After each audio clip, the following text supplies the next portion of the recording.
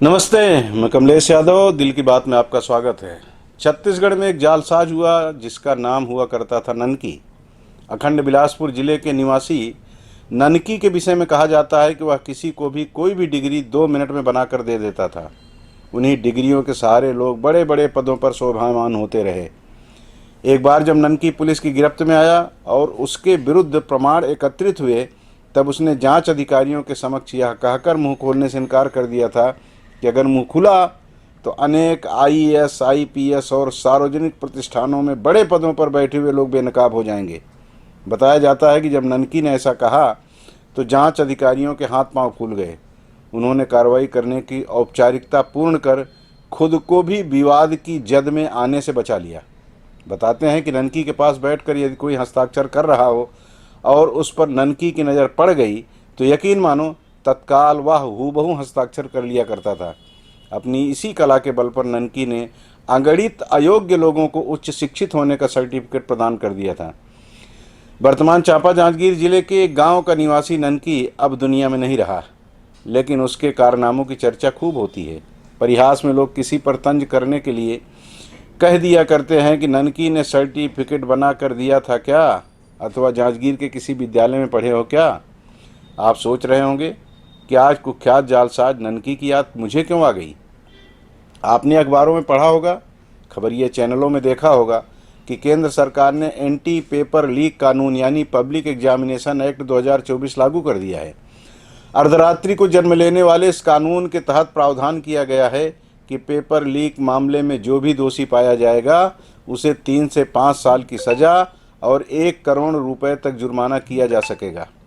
केंद्र सरकार को इतना सख्त कानून बनाने की आवश्यकता इसलिए पड़ी क्योंकि पेपर लीक और नकल के मामले में कई राज्य इतने बदनाम हो चुके हैं कि किसी भी प्रतिभागी को यकीन नहीं होता कि इस परीक्षा को क्लियर कर लेने के बाद भी उसे नौकरी मिल पाएगी। कई बार आपने सुना होगा, देखा होगा, महसूस किया होगा, आपके परिवार में किसी न किसी बच्चे के साथ ऐसा हुआ होगा कि उसने परीक्षा क्लियर कर ली, लेकिन उसमें कहीं न कहीं कुछ न कुछ खामी का सहारा लेकर लोग हाई कोर्ट, सुप्रीम कोर्ट की शरण में चले जाते हैं और अंततः परिणाम घोषित होने से रोक दिया जाता है। और फिर उनके साथ जो कुछ होता है इससे हम और आप सब वाकिफ़ हैं। पेपर लीक होना तो मामूली बात हो गई है। इस मामले को लेकर इन दिनों खूब सियासत भी हो रही है। कांग्रेस पार्टी ने पूरे देश में केंद्र सरकार और कई राज्य सरकारों के विरुद्ध सड़क पर उतरकर आंदोलन किया। सरकारों पर गंभीर आरोप लगाए गए। सियासतदानों, आपको एक दूसरे को जितना दिगंबर करना है करिए। जलालत से बचने के लिए केंद्र सरकार को जितना कानून बनाना है बनाए, लेकिन इससे परीक्षा में नकल और पेपर लीक होने का सिलसिला खत्म हो जाएगा, ऐसा होता दिखता नहीं। कारण है, भारतीय कानून में कई मामलों में आजीवन कारावास व मृत्युदंड का प्रावधान है। पूरी प्रॉपर्टी सील कर देने की व्यवस्था भी की गई है, लेकिन क्या उन अपराधों पर नियंत्रण हो सका है? क्या हत्या, अनाचार, लूट, डकैती, अपहरण जैसी गंभीर वारदात नहीं हो रही है? केंद्र सरकार एंटी पेपर लीक कानून बनाकर खुद की पीठ भले थपथपाए, लेकिन कानून बनाने वालों को भी मालूम है कि इस बुराई पर नियंत्रण कानून के जरिए नहीं पाया जा सकता।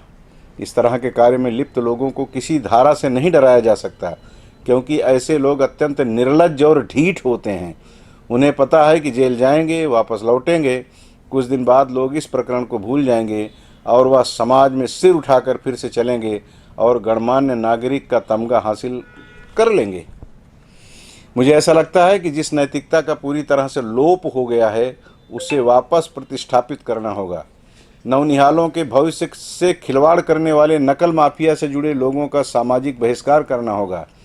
इनके साथ जब रोटी बेटी का रिश्ता रखना भी लोग मुल्क के साथ बेइंसाफ़ी की श्रेणी में लाएंगे, तभी हो सकता है कि ऐसे पातकी लोगों की हरकतों पर थोड़ा विराम लगे।